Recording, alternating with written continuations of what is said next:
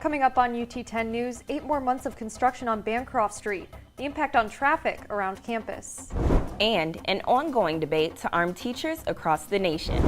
Plus, UT 10's Alexandria Altwise followed the Rockets' exciting journey in the first 2 rounds of the Women's National Invitation Tournament. Your news in 10 minutes starts now.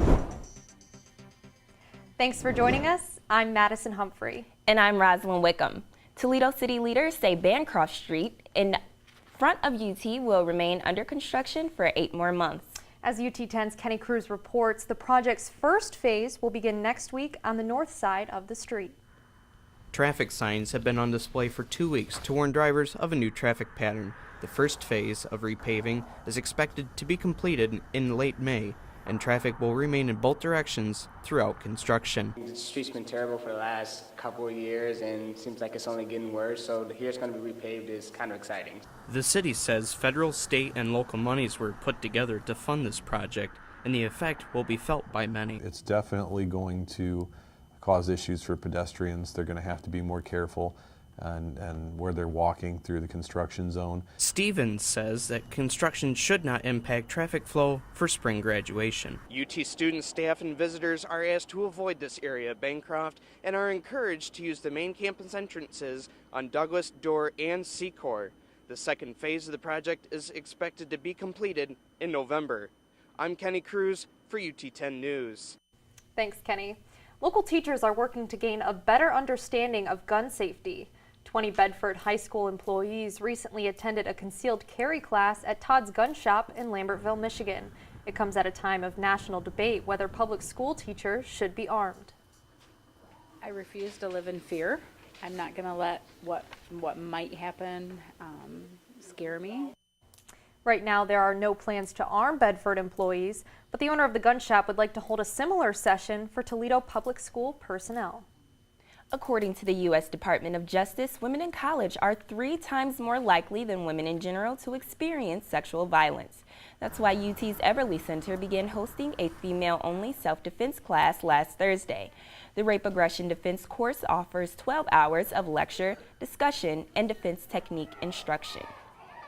I'm applying to grad schools that are not near here, so going to somewhere where I don't know anyone and I can't call immediately, I feel like I should be able to defend myself better than I currently can.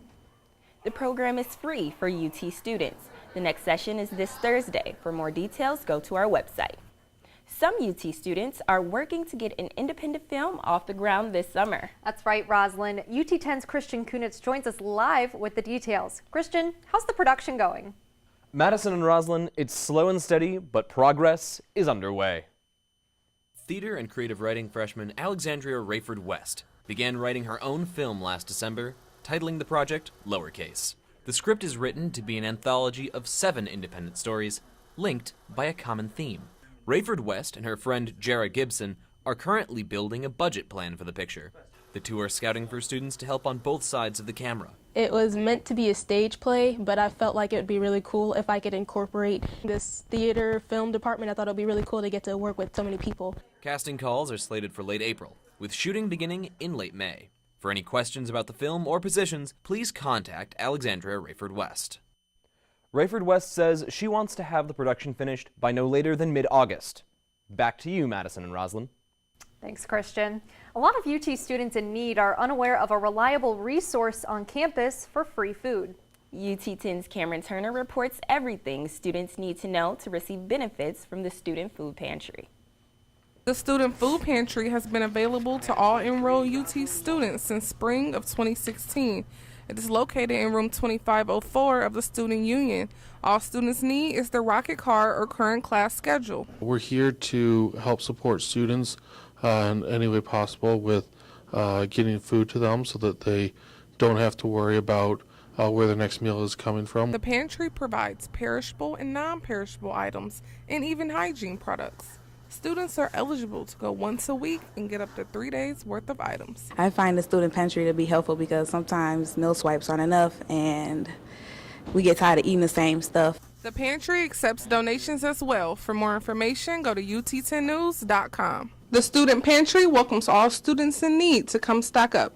I'm Cameron Turner with UT 10 News. 33 different Toledo Public Schools classrooms received a special gift last Thursday. Women in Philanthropy and UT's College of Education presented 1,000 books to TPS. The books will help students in second grade continue to build their reading skills. The first to receive the gifts were students at Old Orchard Elementary. Knowing that we have the community support, especially with the university by us, it means so much, because then the kids see, those people from the college, and then hopefully they'll have college in their future.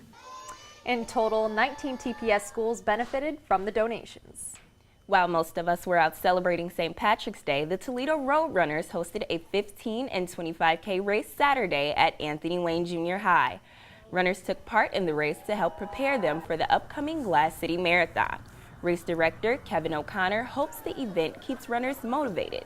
It also benefits local foundations. Some of the proceeds will go to Bittersweet Farms, which is an organization that works with adults with developmental disabilities and autism. Additional proceeds go to Anthony Wayne Schools and the Toledo Roadrunners Scholarship Fund.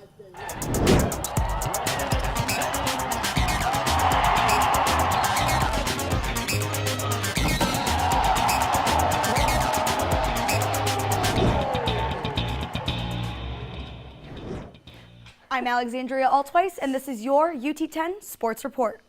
Both the men's and women's tennis teams hit the courts this weekend as they wrapped up an action-packed week in Rocket sports.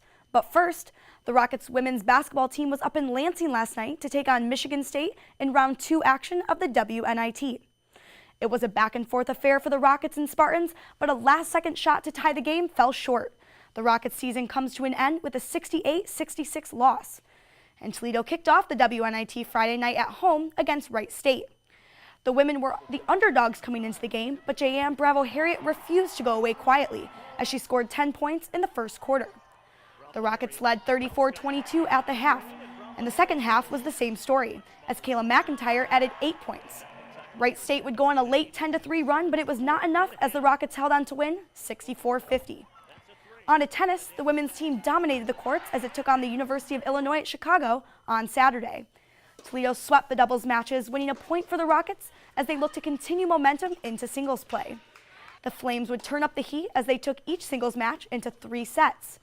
Kokoro Shizaki dropped the first set 5-7, but would come back winning the next 2 sets 6-1 and 6-2. Didi Lena Bachong took the first set, but fell to UIC in the second before winning it all with a strong finish in the tiebreak. The Rockets would win 6-1 as they record their 3rd win in a row. To win 5 3-setters is like, it's kind of like exactly where you want to be, because the 3-setters are the ones that are going to happen in the MAC. The women will take on the Buffalo Bulls March 23rd and the Akron Zips on March 25th as they begin conference play. To the varsity courts, the men's tennis team battled the Bulls on Sunday. The Rockets were able to take 1 doubles match victory, but failed to complete the sweep, allowing Buffalo the advantage leading into singles play. Toledo's Luka Vitashovic kept the score close in his first set, but was unable to follow through as he lost 2 straight sets to the Bulls. The losses continued as Ernie Sexthoporn fell to Buffalo 3-6 and 1-6 in both of his sets. In the end, it was a stampede as the Bulls trampled the Rockets, picking up another conference victory. We're trying different things. Today, it was a pretty simple theme like fake it till you make it, and they did a pretty good job with that. The men dropped to a 3-11 record overall and play Ball State on the road this Saturday. In other sports news, quarterback Logan Woodside participated in Toledo's Pro Day yesterday as he looks to get drafted by the NFL. That's it for sports. Back to you guys. Thanks, Alex.